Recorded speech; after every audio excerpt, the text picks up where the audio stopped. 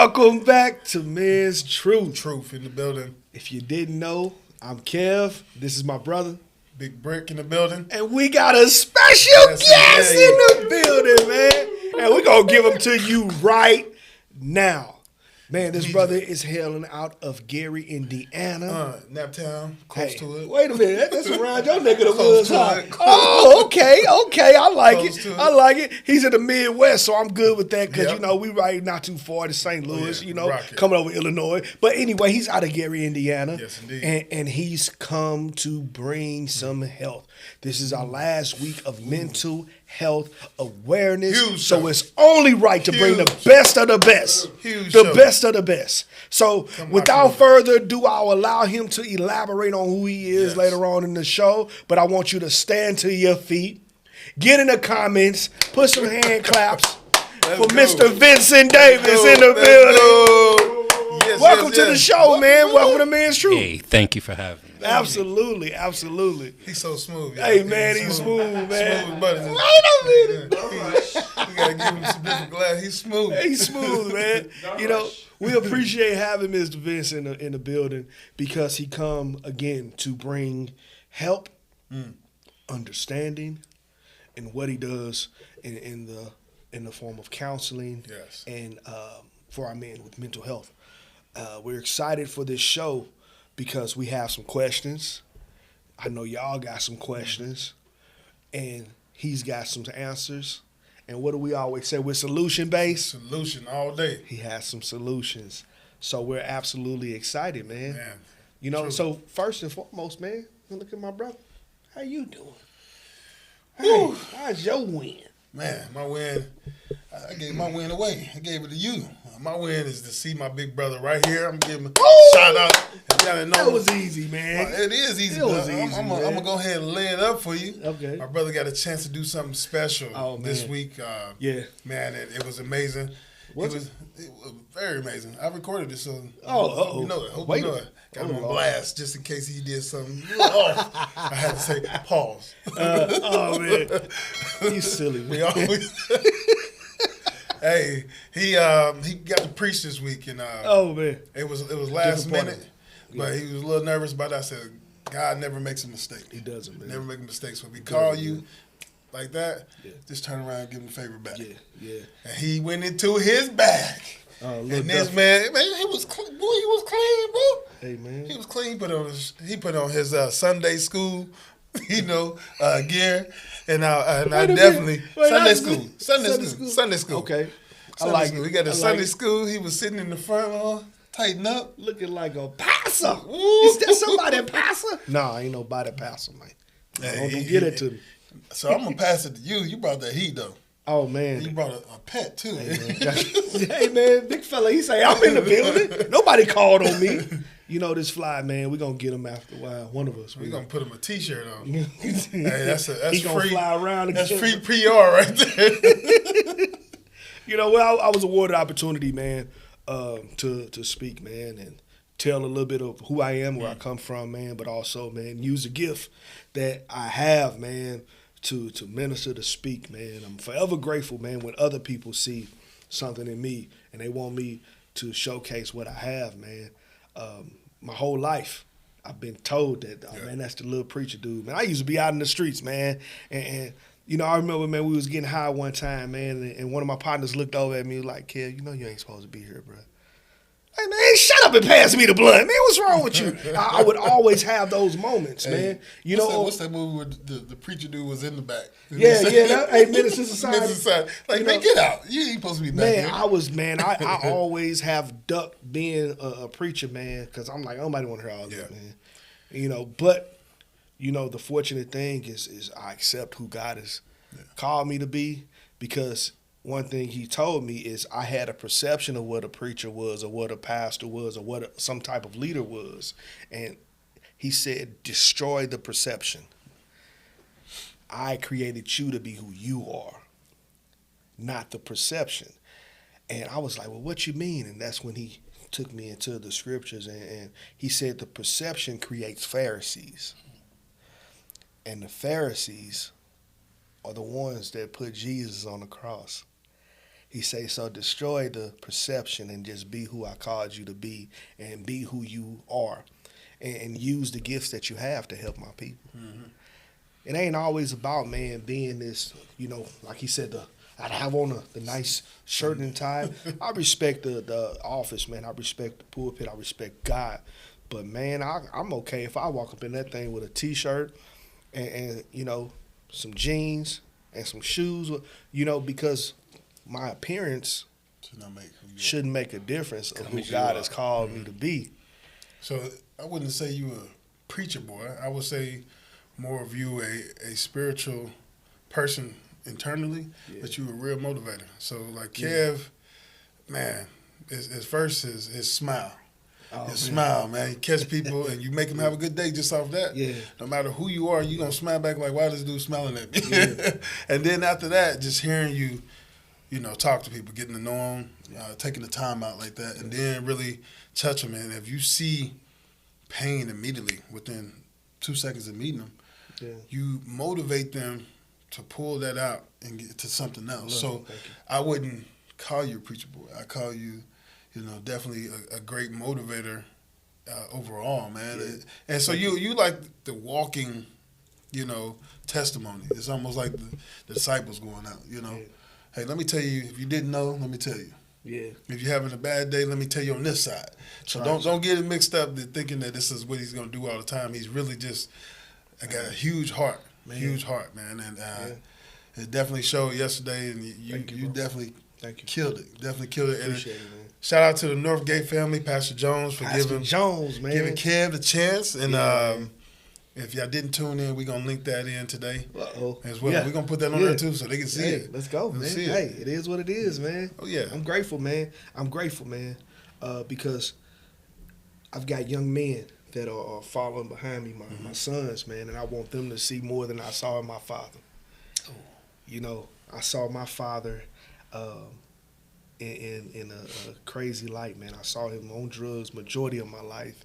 And when I did see that he finally accepted who he was having a massive heart attack and he died.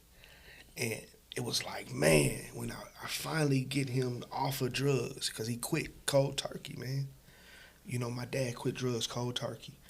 And only, it wasn't even a year. He couldn't walk from here to 5 feet away without being out of breath because his body had, gained such an adrenaline naturally off of drugs that he needed it. And when he quit, his body went into a different place, a different type of shock.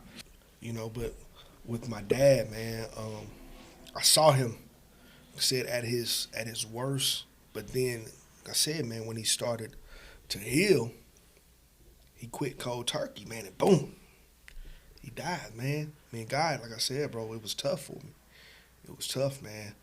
At that point, I turned my back on God, like, bro, you gonna take my daddy, man? Like, I needed him the most. I'm 25, man, with 3 kids, bro. And I couldn't quite grasp the concept. So, I don't want to go too far into my own personal stuff, but I can appreciate help like you, man. And I'm grateful for you. Grateful for you being here, man. I can go because I got some questions. Sure, we're going to get those answered today. Yeah. So lock in, y'all. Tune in. We starting here early. Right now. We ain't even doing no recap. We got a win, though, because that was a huge win this week. Yeah. And being here and setting up more help and solutions for you guys is another win for us. But, man, let's dive into it because I know some things. We both got some questions for ourselves. We got questions from you guys. Thank you guys for reaching out. And we're just going to get some things resolved here today and try to see if we can get you guys to look at a different light in mental health therapy and see that it's helpful instead of just holding it in and self-destructive. Right. So let's dive into this thing, big bro. So, all right, let's do this, man. I love to start here, and I wanted to make sure I got to, a point because we did have a fan question, but we'll go into that fan question after you tell us a little bit about Mr. Vincent. Where did you come from? Davis. We know that you came from Gary, Indiana. And you get over a different name. right. What? You know what? But we know you come from Gary, Indiana. But tell us a little bit more about the upcoming and the upbringing of Mr. Vincent Davis. All right. First and foremost, thank you for having me on here. Yes, sir. Thank you. Yeah, I feel honored. But yes, coming from a small town of Gary, Indiana, you see a lot of different things. And I can only speak for myself from my vision of what I had saw. Growing up in a two-parent household, I was able to understand things from two different point of views. One from my father, and the love from my mom. My mom, being a black woman, she taught me to love first, and being raised on love, because there are two differences: being raised on love and being raised on survival. So I'm going to speak on just being raised on love, even though I can see things from being a survival point of view, because Gary, Indiana, it brought a whole different, ball game. Started out, as everyone says, the hood, but had resources enough for my parents to be able to move out. I love that. But my dad, he was one of the most influential in saying, no, we're going to stay right here. Wow. Because they need us the most here. That's good. That's good. And, growing up young, and you like, no, let's go different places. Yeah. Like, no. But I understand now that I've, aged. But had a younger sister, Vernay, have a younger sister, Vernay, and grew up with both sides of, grandparents. A host of cousins, to where my friends were few, because I had enough cousins who were my best friends, to where we spent a lot of time together. And it was, not to say that we had the most or the best, but what we had was love. And love came through a myriad of things, from cooking, from being together, from going to church, growing up in, how could I say, in starting out Lutheran, and then going into Baptist. Wow. So, you've seen things from a different angle. And being, from Gary is majority black, So I've seen things, a lot of things from the black point of view. I love that. Yeah. And only up until you leave from Gary and then serving in the military, you see things you were in the military as well. Way different, yes. That's something we didn't know. Well, I know before you even go, I didn't mean to interrupt, there was a connection between us, and we want to make sure we give a shout out to Damon Lewis and LaShawna Prince for making the connection, who both are from Gary, and Miss Carol, the sweetest lady in the world. Yes. The Lewis family, we want to make sure we give them a shout out, for making this connection, who are great, not even just friends of me, they're family of me now, and you feel the same way. We appreciate that connection from Gary. But go ahead, finish. I want to make sure I throw a little plug in for them. I'm happy that you brought them up. End up they moving right across the street from us, and been knowing their family, for the last 40 years. Wow. If not a little bit longer. So yes, and they were a part of the family, the whole operation, because if we weren't at home, or if our cousins, we were over there, or vice versa, they were with us. And so it was, what they said, not all of your family is from blood. Yeah. You bring in that strong friendship. Absolutely. And absolutely, even to this day, them being here in Texas right now, via from, Gary, Indiana, it proves the same thing. It's strong. We have a strong bond. I love that. So, yes. But let's get back. Before I go into the military, I want to get back to where, when I talk about Gary, I don't want to give it any type of negative area, because it's great. Gary, Indiana, and a lot of the folks there are salt of the earth people, very grounded. Jackson 5, bro. The Jackson 5, yes. And First of all, did you have Michael Jackson's clothing on, outside dancing just like if you didn't, something was wrong with you. People looked at you wrong, all the way from the parachute pants to the pleather. I had the pleather jacket. I had to make sure, because you can't be in Gary, not right. Yes. And Always sang the songs. Love the Jackson 5. Love what they, what everyone thinks of Gary, Indiana. First thing they think of, Michael Jackson, So that's a good thing, even though it's so much more to Gary, Indiana. But that's what built me, born and raised all the way through high school, went to William A. Wirt, Shout them out. Yes, sir. They helped me as well. Graduated in 1988. From that point, I moved on to the military with a lot of my friends, a lot of my buddies and things of that nature to really get some type of direction into where did I want to go.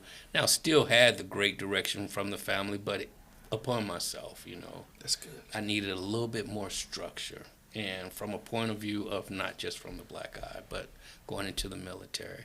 Now, the military is not for everyone, but for me, it helped me to do a lot of things. Gave me college fund, gave me a lot of different avenues to where I can prosper and to where we are right now.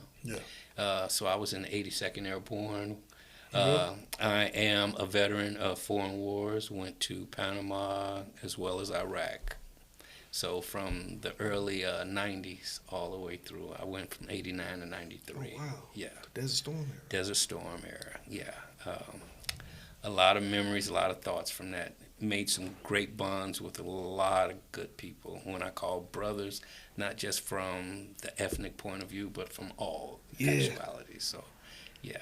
So, man, the military actually was your first introduction to being around so many different cultures coming from Gary, and you had to adapt and kind of create the form of friendships and understanding from other cultures. That's pretty cool. This guy here, he also served in the military as well. So I find that amazing, man, because when it came my time, man, I punked out. I went to go sign up, and I was ready to go.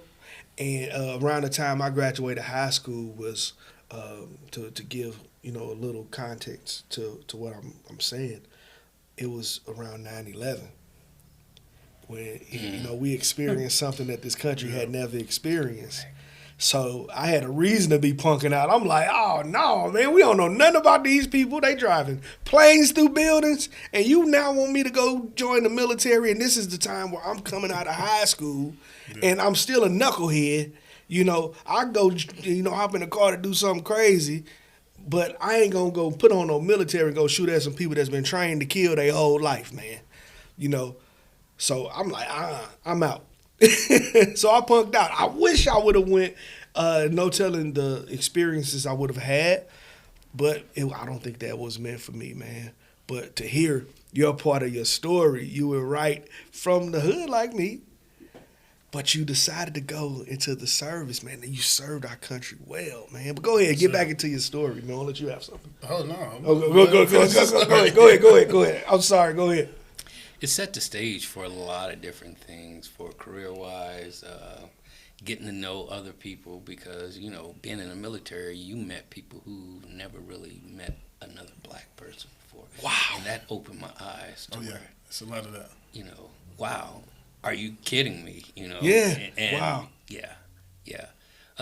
And back then, you were called different things. It may have not been the N-word, but it was enough boy slurs or different other things that it made you look at things from a different point of view, especially coming from a majority black neighborhood or community to where now you're looking at things in a different light. And one of the different lights is, take people for who they are and understand. And it's the ones that tell you up front are almost the ones that you really want to side with.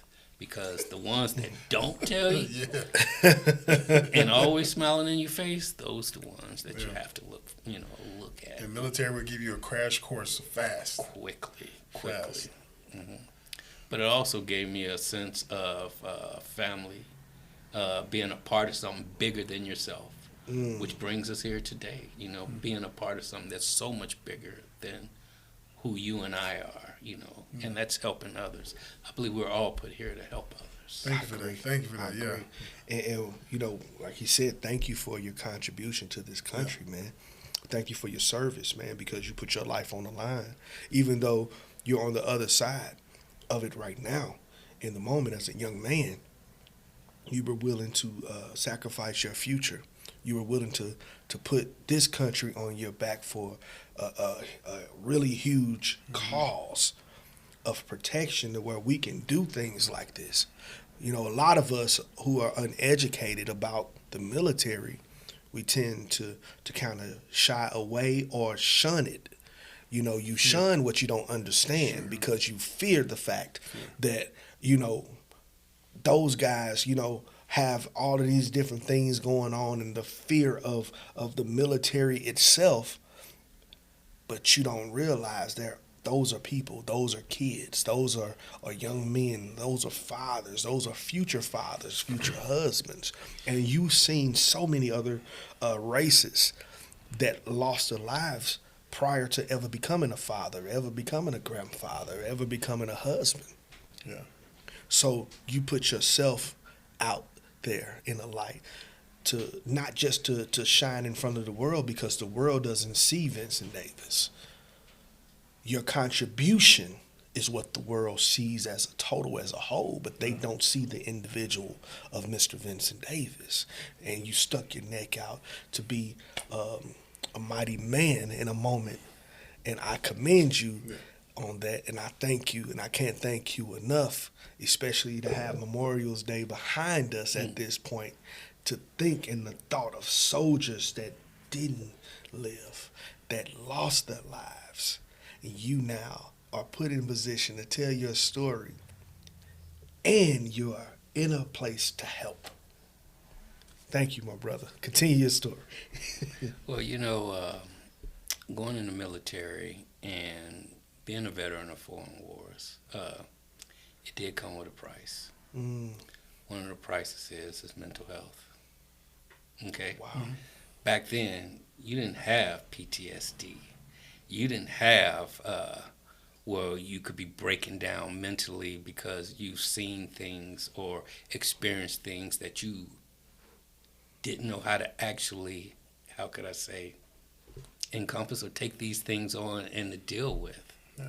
You know, being at the age of 19, going to war and seeing that type of death and seeing that type of brutality, it does something to you. And back then, you didn't know what it was doing to you. You self-medicated with your friends, and being that drinking or whatever the vice was, to just cope. Yeah. And then all of a sudden, once you're done with that, they just bring you back into a population of the world, back into, you know, after the military. There is a life after the military, which most don't understand. And how do you cope, or do you adjust to the life after the military after seeing things that you saw and were seeing? It's like standing on the highway and then now just put you in a calm place and say, here you go. And you like, your body and your mind don't have to settle down and reform yourself all over again. You went into the military during a time, like I said, the wars were going on, versus when and then we signed the bill so that I didn't have to go. The day I was getting ready to go, they said, you know, cancel. So for you, you have a different mental, how would I say, you took on a lot more. Like you said, they didn't call it certain things that they do now. Guys were freaking out during training and thinking it was real because the scenarios were so life realistic that, you know, these guys were already freaking out before we even took off. And it's a good thing that, you know, we all have the background of living in those rough neighborhoods. So we were already in the war. Man, so it was like, man, for real. I said all you needed was just put on some gear and call it Call of Duty. Man. So elaborate that a little bit more of what guys battle once they get home. What do they face? To families who don't know that right now, to military guys who really haven't been through that or really had to explain to them. The fear of inadequacy, loneliness. You can be in a room full of people and you still feel lonely because you miss or you harbor these type of feelings that you once felt from the camaraderie of the people that you were around when you were faced with these type of things that, that was brought on from you being in the military?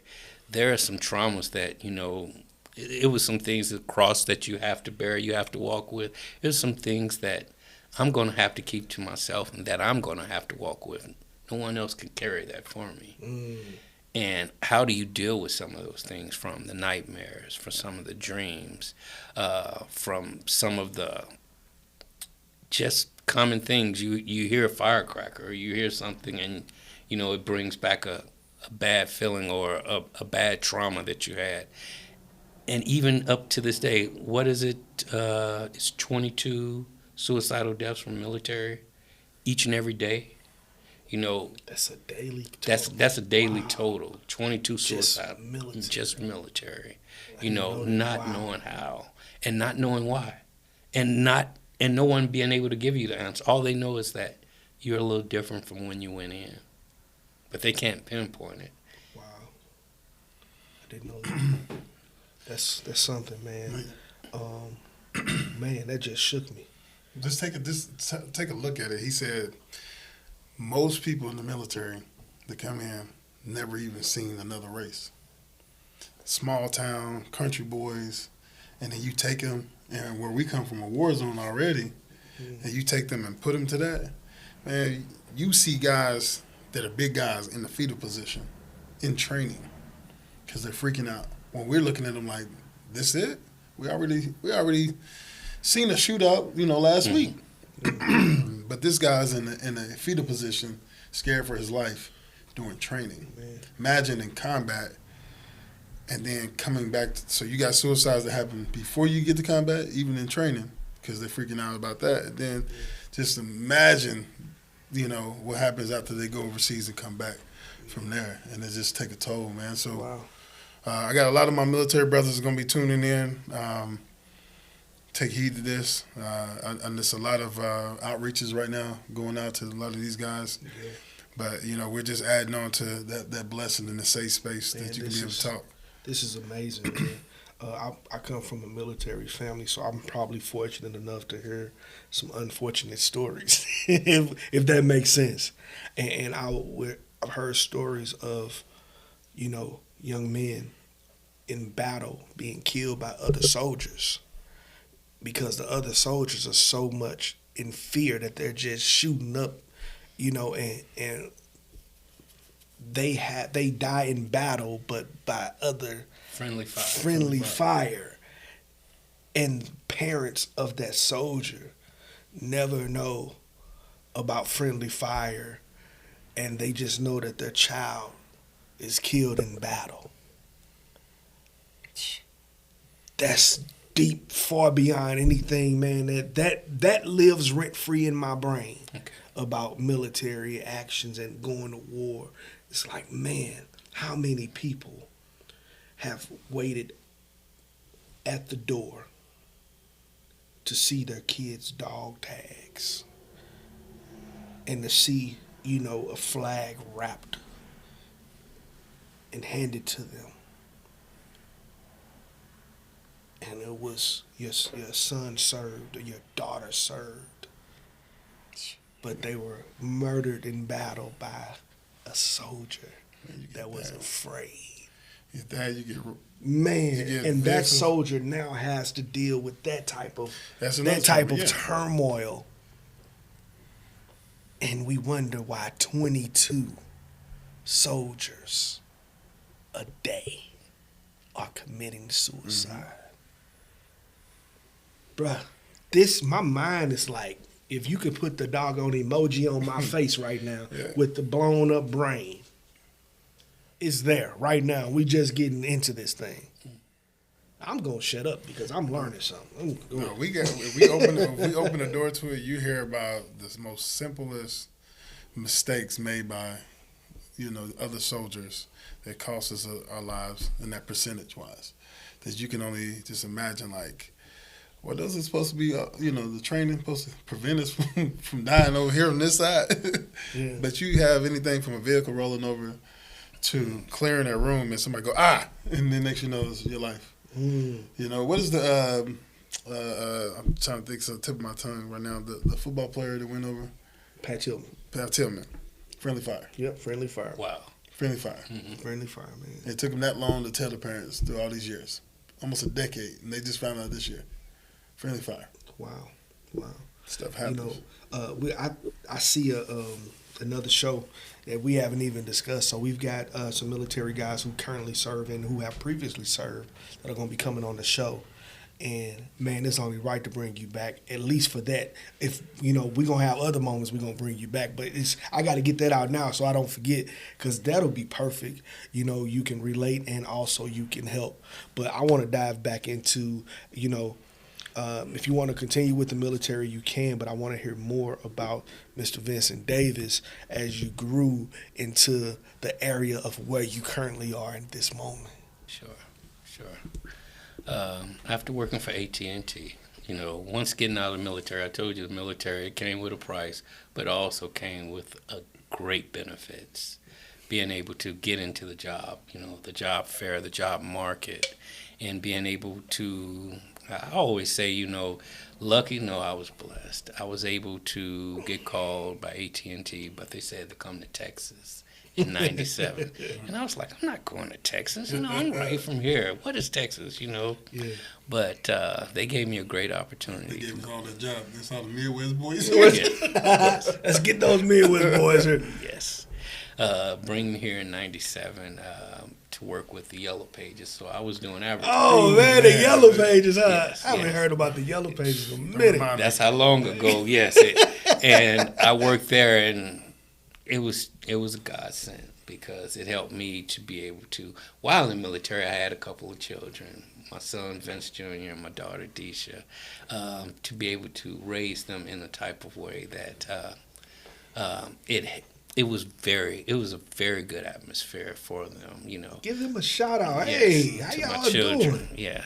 If I can say one or two of my greatest accomplishments, having children and being able to see them. I totally agree. And knowing that they're great human beings out in this world. Wow. Yeah. So if that's anything that I can ever take away is saying having my children. Wow. Yeah. Wow, and being a part of raising them. So. That's beautiful. That's beautiful. Fatherhood. Man, it's nothing like the fatherhood, man. That's a huge part of our brotherhood. Yeah. Is a lot of us are fathers. And the majority of us are fathers without the fathering of the type of fathers we are. Where Brick, he kind of gets some residue off of his dad with his work ethic, but he's a more in the mix type of father than what his dad was. His dad was a committed worker, hard worker. He put his head down, but he has a lot of the residue of his mother, which is a beautiful thing. He's got 9 other siblings, and they all share different parts of their dad, which my dad wasn't always a junkie. He was also a business owner. He was an entrepreneur. He would go make the money and spend it all at night. But he had the sense to wake up 4 o'clock in the morning, drink him a cup of coffee, and hit the ground going. And he made and created a lane for himself. I'd never seen my father punch a clock a day in my life. He was an entrepreneur. He knew how. If he would have ever kicked the drugs early enough, man, skies was the limit for him. He just didn't know how. So to understand that I'm that type of residue of what my father was as an entrepreneur without that high, and I've got a whole nother kind of high in my faith in God. It's like, okay, this is where I get that from. So to even hear you say and speak about the type of dad you are, it speaks heavily to the type of father that you have. So a lot of our brotherhood, man, we're fathers, we're dads, and we all kind of have this same look in our eyes when we talk about our kids, man. Absolutely. I can appreciate that. But go ahead, bro. I'm done interrupting, man. I feel like I'm interrupting this story. I lied. I ain't done. I'm just getting started, baby. Let's go. I'm excited, man. All right, go on. Go ahead, brother. Let's go ahead. So, being that it brought me here into the Texas area, after doing that for the amount of years that I was doing it, my position as the Yellow Pages started lessening. My position kind of dissolved. And they were like, hey, we have a new position in Alabama, or you stay here, we'll give you this great severance package and retirement package. Wow. So it ended up to where I ended up staying here. And I was blessed to be able to get what I got from the AT&T. But moving forward from there, now it was like, what do I do now? My whole identity was placed into my job. Which now I looked at a lot of different things and I said, what do I do? The military was calling and say, hey, go back to school. And I was like, going back to school? I was like, I don't want to go back to school. I want to go get a job, another job to where I can have. Get out of my business. Yes. Come on, go ahead. We over in Dutch. Yes. You in my biz. Go ahead. God, no. First thing they threw, they put a little carrot in my face, and they were like, hey, we're going to pay you some money to go back to school, educate yourself, make yourself marketable. And I was like, I didn't even care about making myself marketable. You going to pay me some money? Yeah. I was like, I go to school. Yeah. So I go to school. Started going to school. Started at TCC, Community College. Taking some little classes just so I can get C's, so I can get this nice little paycheck. They said 2.0. But the thing was, I was excelling in school. And one of my professors was like, hey, I see that you're doing this. Have you ever thought about going into a university? Wow. I was like, a university? No, the military say go to school and get paid. I just want to do this. It was like, look, you're coming up to your time. Why don't you further your education? I was like, further my education? It was like, you're doing good. You need to go further. So if you don't mind me asking, at this point, I see that you have retired from AT&T. If you don't mind me asking. So you're excelling at TCC. What age group is this that this is happening? Oh, wow. Very good question. At the time, so it was 2016. Oh, my goodness. So 2016, look, I'm trying to think of it. What? I'm 46 years old. 8 years ago. Yes.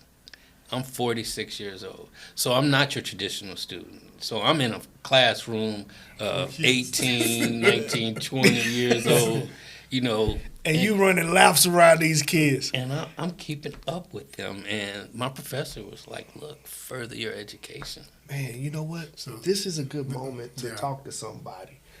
This is for somebody out there right now.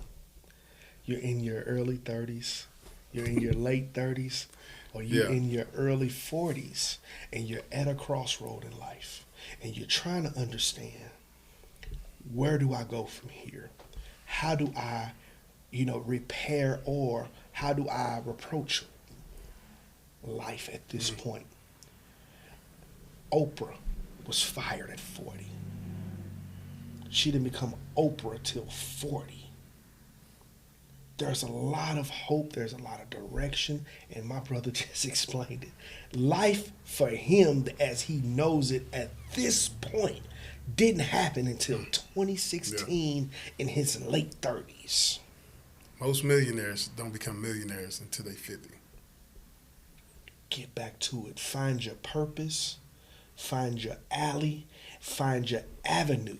And watch how God turns some things in your favor. Back to you, bro. Is he talking? I love it. It is something about what you just said. When you're going in a direction that you possibly should be going into, it's these little nuggets, these little crumbs that he put right there in front of you, and you just picking it up, and and you're like, I'm right where I'm supposed to be. Get out of my head, man. It gets to a point where doing your experience, like grabbing those nuggets, it feel like in the beginning where you start out like, fear, struggle, and then it becomes a little easier. Like, okay, I got this thing. No training wheels type of feeling. And that's where people need to feel comfortable, because we struggle at trying to do it our way. It's kind of like the forceful struggle. And then once we say, okay, let me go back in and learn something that I totally left field that I wasn't expecting. And then once it started clicking, that's when things started showing up. You start meeting somebody. A job start calling here.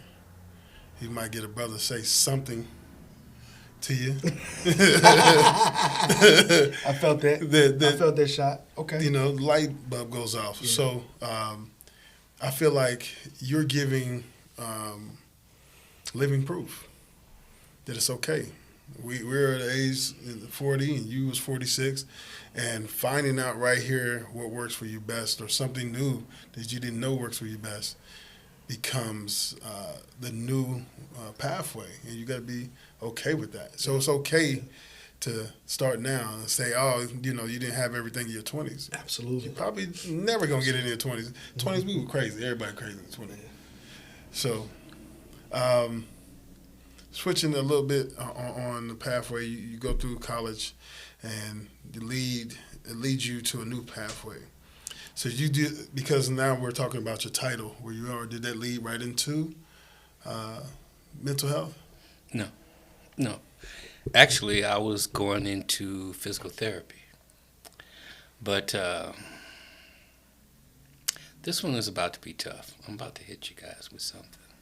What led me to even going to school? I was married at the time. And you remember that thing where I said my whole identity was wrapped up into my job at AT&T, traveling, thinking that I'm making the type of money that, you know, let me tell you, it was very good money in the higher six figures. And so that came with a lot of things, and I accumulated a lot of things from house, thinking that I had the best marriage ever. But once those things start to dissolve or fall apart, a lot of the things fall apart with it. So my wife at that time, once I had lost my position, losing my identity, that hurt it. Because now it's like, what do I do now? Because that position is no longer there. I don't have that identity at AT&T, so I'm thinking that my backbone is going to be right there with me. At the time, that dissolved too. She went elsewhere. So now I'm stuck in a dark place. I don't have that job to have that title and that identity anymore. I don't have my backbone right there with me, or who I thought that would be right there on my side. So I'm sitting there. I'm in a dark place. I can still remember to this day I was laying back of the bed, and my eyes were filling up with tears, and I was like, okay, at this point you don't have anything. What do you do now? There's two things I could have done. Well, two things that I did do. I sat there and I sulked for a minute. But then it was something that said, hey, get up. You know, you're more than just what your circumstances are right now. So I moved forward. And that's when I got back into school, in the military. It's always been something that got me to that next step, because it was somebody or someone that brought on to say, hey, here's an option for you. That's what I was talking about with these nuggets and these crumbs, because he put them right there for me to say, okay, going back to school. The fear of going back to school, I haven't been in education. I've been working. I'm ready to get back to work. No, change. Yeah. You have to give up something to be able to get something in return. Yeah. And I gave up, and being vulnerable enough to say, I want to go back to school. And going to school. And facing those challenges of being with people 20 years. You 20 years older or 30 years older than most of your peers that's in class. Having to deal with that. Having to deal with not being enough. Because you know what?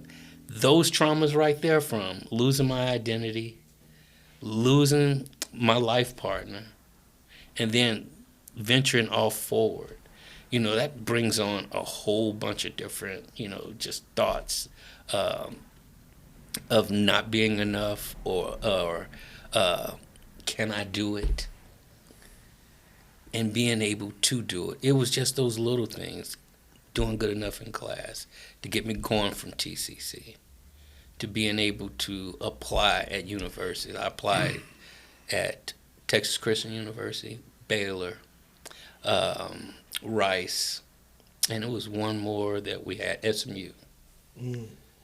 I was accepted in all four. Look at that.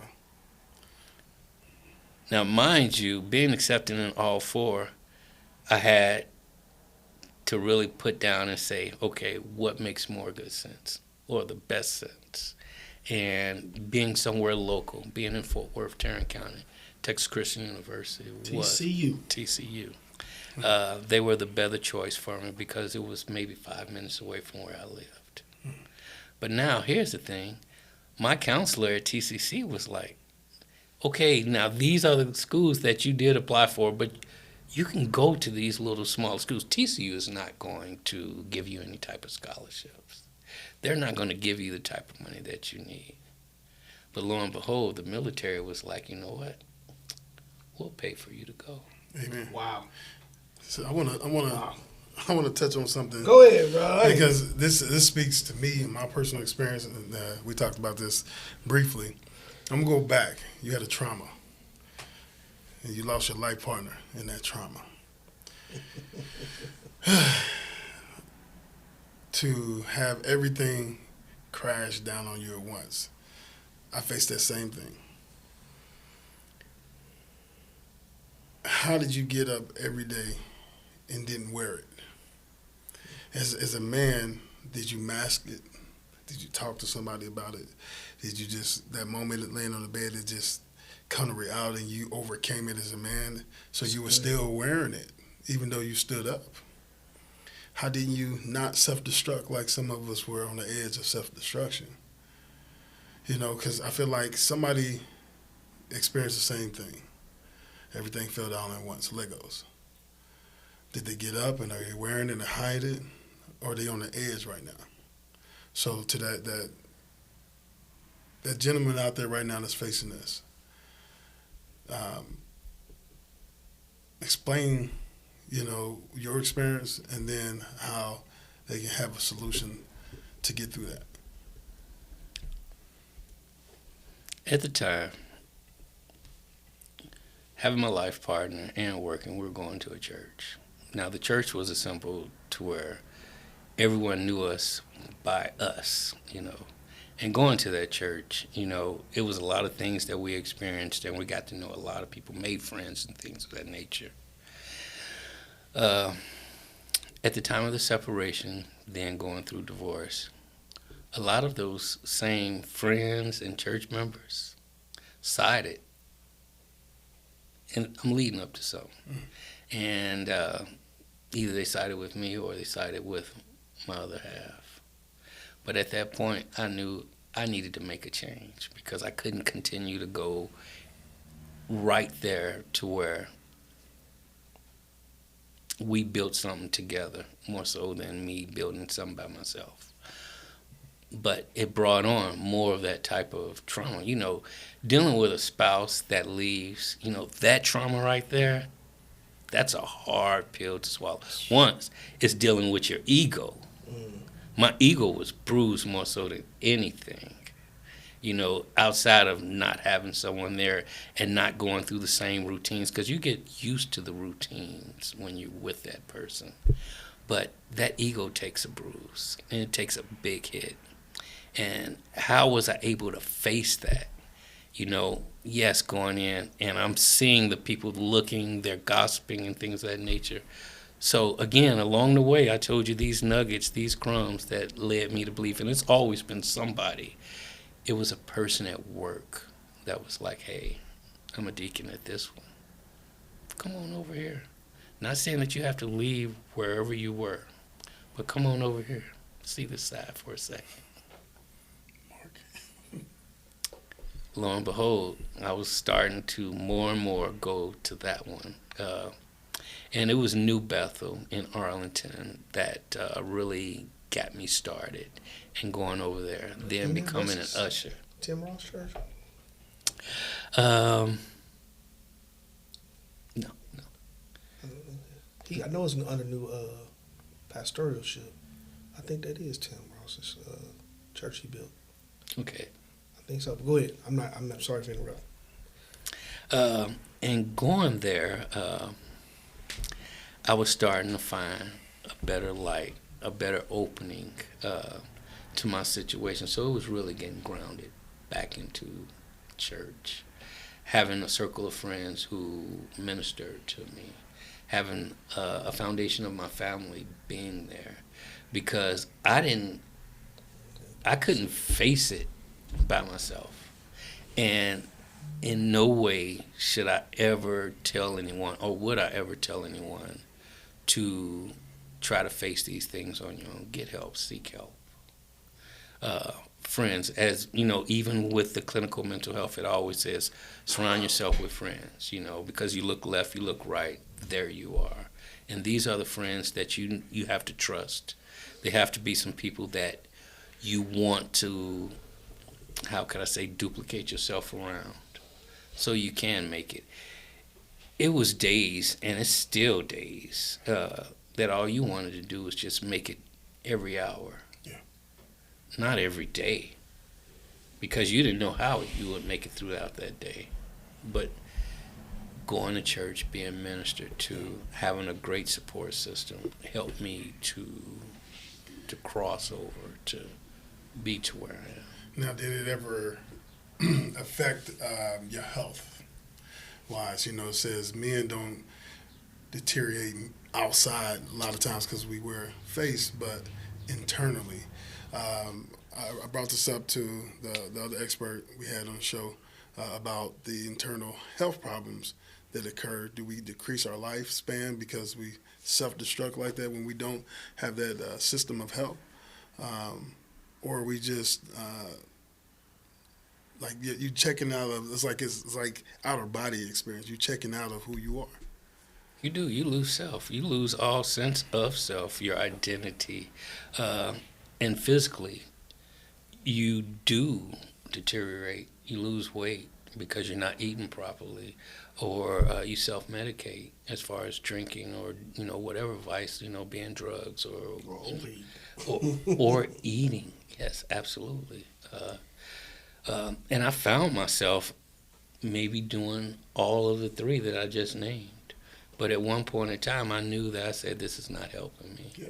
And then you have people looking at you and rooting for you. My children, saying, well, how is Dad going to make it through this? And then you looking at yourself like, I have something to live for that's bigger than me. Absolutely. Absolutely. And you keep telling yourself that. You keep just going on. All I want to do is just make it to this next hour. Then after you've made it to that next hour, I want to make it, through half the day. And through half the day, you make it through that day. Then you make it through that week, and then you make it through that month. Now, does time heal?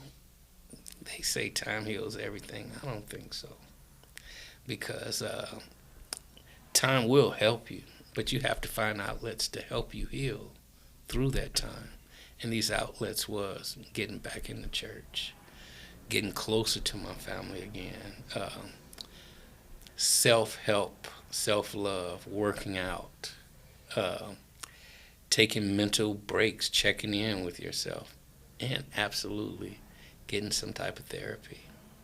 At this time, I was like, oh, I need something. Yeah. I need something to hold on to.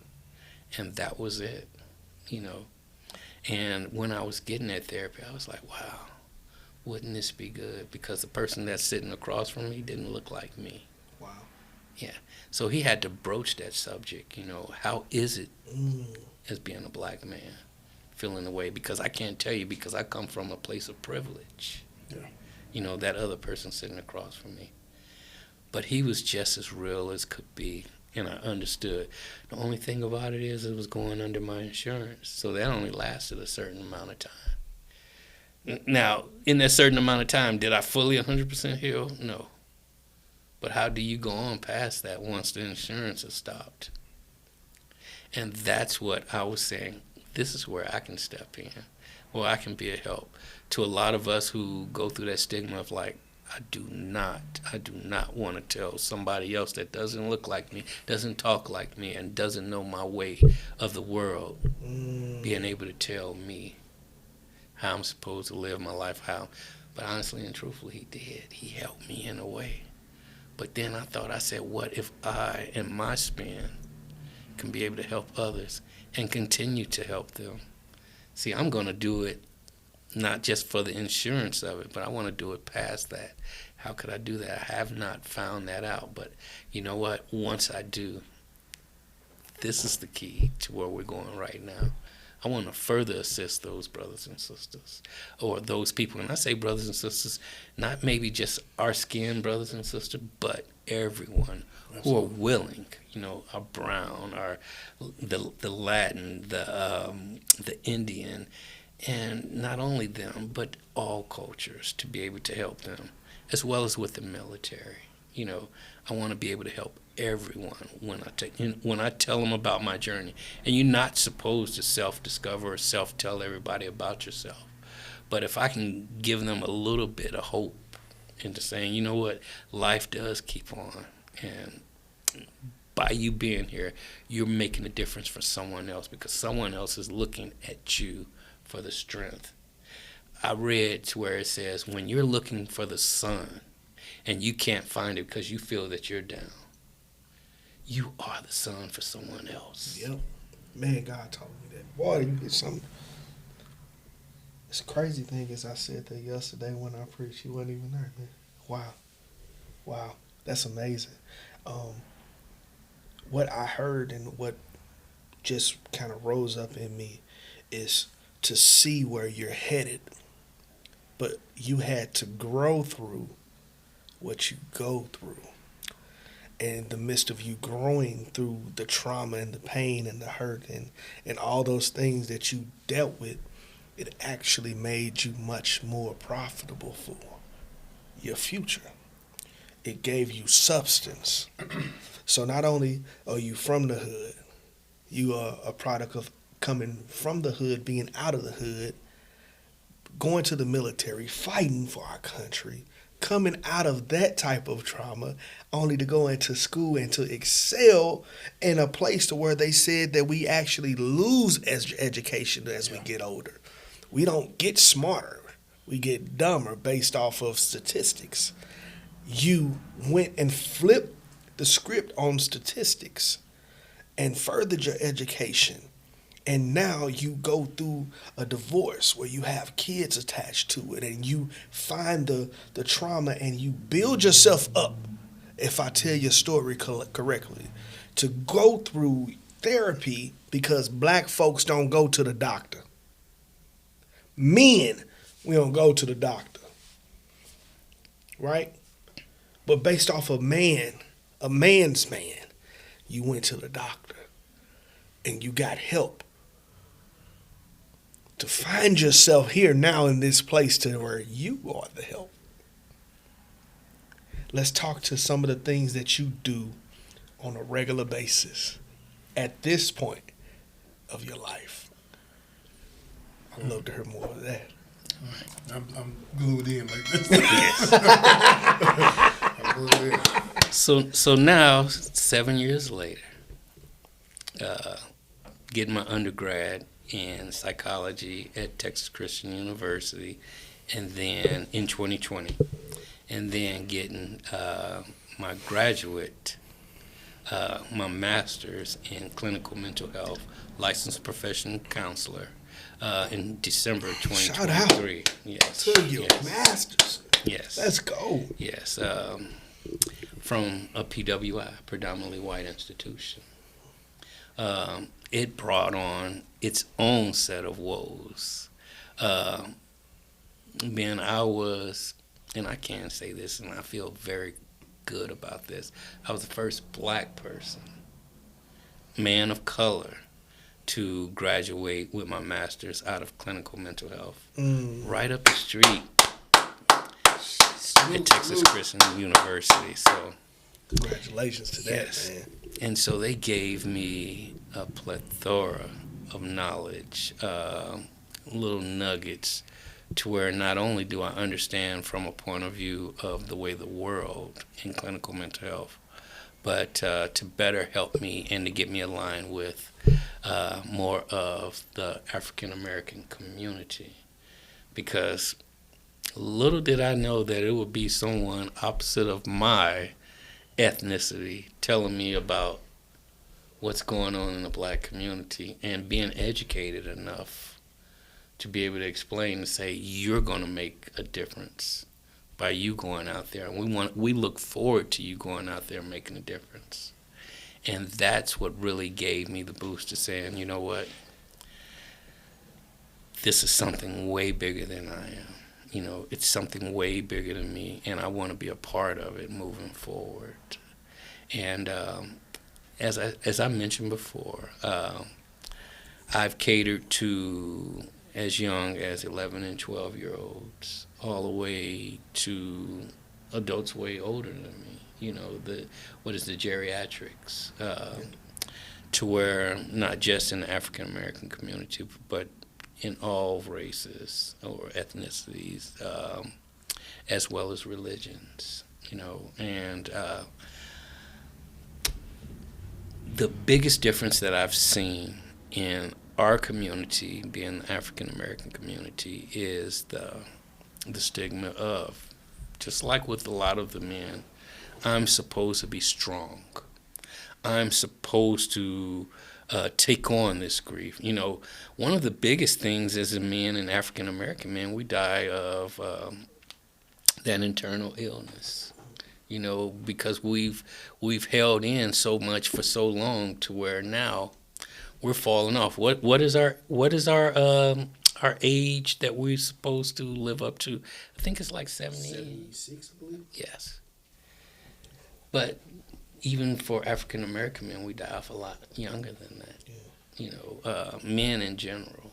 But a lot of that is more internal, from just holding in and trying to fit that stereotype of you have to do this.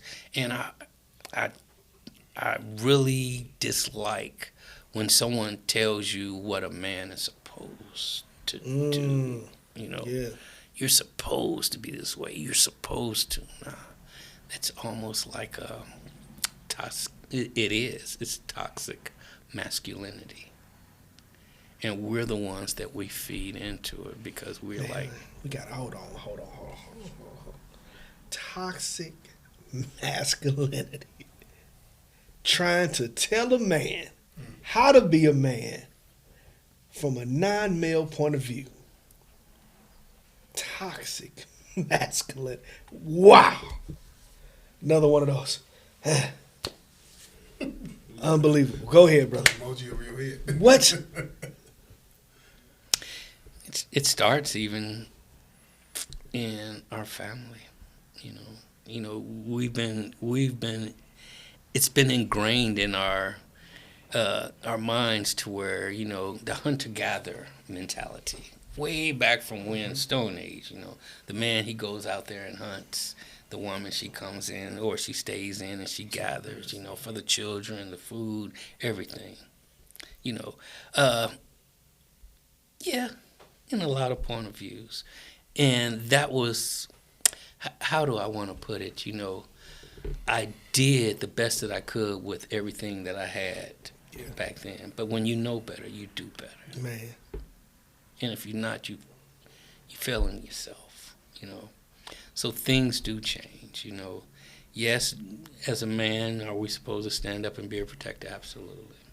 But in sometimes the protector needs someone to be able to listen to him, someone to be able to be there for him. And who is going to be there for him? It has to be somebody, because you just can't keep taking in. The body keeps the count. It keeps the score. You know, you taking in more trauma. At one point in time, the body's going to be like, hey, hey, stop it. You Absolutely. know, and it's going to do it in a few different type of ways. You mentally, or you're going to physically break down. You know, and unfortunately for us men, it can sometimes be fatal. My dad used to tell me, man, men don't go to the hospital. And I remember that moment when I was called to the hospital and I saw him laying on a metal gurney, lifeless. Men do go to the hospital that don't go to the hospital. And it ends that way. Boy, you talk about a horrible wake-up call. To see him lifeless on a metal table in a hospital. in a doctor's office, so you're either going to go or you're going to go. Right. And I'm not the type to say doctors know it all, but doctors know stuff that we don't know. Sure. And doctors can help in ways that we can't help ourselves. Sure. And it's the same way of having a doctor, a mental doctor. Man, we have so much trauma that we bury, and we don't realize that those traumas are buried because they don't come out until they're triggered. And once it's triggered, you can't control how hard the boom is. And who's affected by the boom. So, men, we have to get help. If we don't get help for ourselves, we have to at least love our neighbors, love our family enough to get help for our future, meaning our kids. Because what we don't realize, one of the traumas that lives rent-free inside of me is my daddy demons. And I have to suppress, not just for me, but for my kids. And I have to show them, it's a showcase of how to handle being a man in their future. I'm the mirror they see, even though the mirror that I see is hard to look at because it doesn't look back at me. Mr. Vincent, man, what you are able to be in this time, man, and in this moment of just life. An example of a man who's gone through so many different things. But man, it's like you're able to handle adversity at such a high level of maturity that most of us men don't even capture. That's why a lot of us deal with baby mama drama, because we tend to find a type of woman that may look good, but she's toxic and ugly on the inside because our naturalness inside of us is toxic. You are the company you keep, big fella. So we attract who we are, whether if it's in companionship or in friendships. How do we deal with that mental aspect? And we'll put a hold, I hate to say it, we'll put a hold in this conversation from there. How do we speak to? Because I want you to have the opportunity, especially in your story, being a divorced man and you know, going through some things that you've went through. How do you talk to the men that are in homes right now and may be either on the verge of separation, on the verge of divorce, or they may already be in separation in the home even though they are together? And it's showcasing something in the home that's going to reflect to those kids. Ooh, I know that was loaded, but how do you speak to that man from a mental health expert? You got the floor, bro. So I will break it down a little bit, and we'll start with just different segments of it. So for the ones who are in separations or even feeling to where separation is inevitable, first I would always say, you know, if you can make it work, the two of you seek some type of therapy to where you can talk it out. Because I do believe marriage is a very good thing. But if in any way to where all else fails and you have to do what you do with separating, take some time out to understand where in this that you went wrong and face the things to where you're accountable for. Wow, that's good. Because we always want to point, they did this, they did this. But that one finger good. Right there, we have three that's pointing back at us and saying, okay, what are you accountable for? What are your traumas? What are some of the things that you could have did a little bit better? Not saying if anything you could have did better, because you can be too much or not enough for the wrong person. You'll never be enough for the wrong person. Oh, that's good. Say that again. Oh my goodness. Oh, man. Say that one more time. That was a drop nugget and you went right by it. That was good. You can be too much or not enough for the wrong person. And you'll never be enough for the wrong person, no matter what you do. So in this choosing pool that you're doing, you have to take some time out to understand you and the things that you want out of things. And I think that's first. You have to be selfish enough to know what is it that I'm willing to deal with and what is it that I bring to the table. So before you go into that choosing pool, you have to write down all of these things and say, okay, what is that person willing to bring to the table? What are they doing? Not just as, what was our boys that talked about, it's just a big and a smile. You know, you cannot. Just a big butt and a smile. A big butt and a smile. That girl is poison. Yes. As much as we love, as much as a man loves with his eyes, a woman loves with her ears. And see, us as being, oh yeah. Mm-hmm. We can be sweet on that talk, and we can get the best thing that we like to see first. Yeah. But is that the good thing? Man. A lot of this hits over here on this side of the table, man. It's rattling the whole table, man. I still have my battles, you know. I thought I was making it through my progress, and I'm only 60% in, you know. And hearing those nuggets of, you know, you got to understand your worth, your value.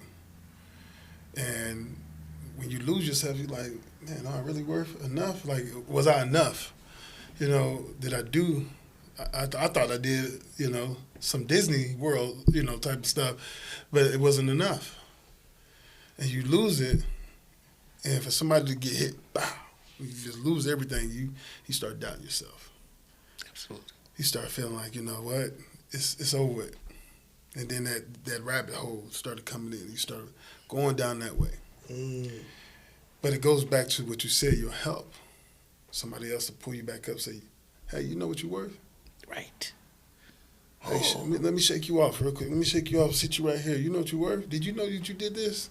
I almost cried that day on that show that my brother listed all my accomplishments.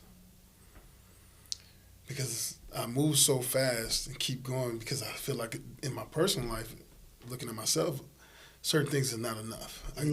Because I'm not successful yet. I don't have enough that my kids be forever taken care of, so I'm still going that way. My relationship is trash. That's not enough. So I feel like, you know, I'm going to go back to living the way I used to. And then it was like, wait, that's not who I am. And it takes help, you, brotherhood, to say, do you know what you're worth? Sit down. I want you, like you said, take a moment for yourself and look at your worth. It hits hard over here because I go through this weekend, I had to face it again. And he seen it. He was like, you all right? I said, nah, I'm good, you know, straight face, I'm good. Mm-hmm. He said, nah, I know it is. It's something. And when he pushed that button, he was like, once again, do you know what you're worth? And you're saying it again. So my message to men out there is you're going to progress forward because that's what we do. That's good, dog. That's good. You think you're climbing over obstacles and you're on a free side. It's going to be just a straight sailing.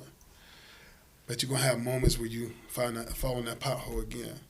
And you got to have the structure around you to remind you your worth, what you accomplished, what your kids on the other side, your other family members on the side. There's a second chance on the other side that you can make a difference from where you're going to experience. So if we don't take it as harsh during that time, we can take it as a lesson for improvement, as you see on this other side of the table. Totally changed his life around. Found a new version of yourself. Instead of being selfish, he's giving it off to other people, and he's starting at a young age, and he's touching the older ages, and he's realizing that gift, that second chance, is everybody else's blessing. That's good. That's good. So I take it and you keep punching me over here because I'm like, dang, I needed that this week. Because I started doubting myself again with just facing, your past. And, thank you for being there too for me and realizing that because just as we said on the other show, it takes 1 second to say, how you doing? 1 second, bro. How you doing? It's true. And that shakes you back off and say, know your value. Know your value in you. So I ain't going to take too much of time. I just want to tell you that because I feel all type of wave of emotions on this side that it really speaks to me, and it speaks because I'm big on advocating for mental health and give you an example of I'm living it still every day. Kev is living it every day. You probably still going through different things. But here's your example of what it might be, and that might fit you. And this is why mental health experts are finding the right person matters. I can tell you from our phone conversation, like I can easily, relate to you in the way, and that's what, you might get the wrong mental expert sometimes. You're like, I walked away and didn't get nothing. But when you find the right one, it's about not just taking down your information, but let me give you a solution before you hit that door. Nuggets, man. Yeah. Man, I'll pour this out. Let me get that. It's $20.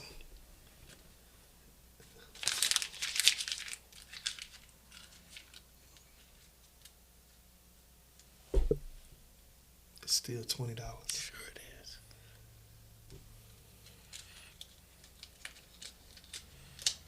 I was gonna do a magic trick and take it away, but it's still $20.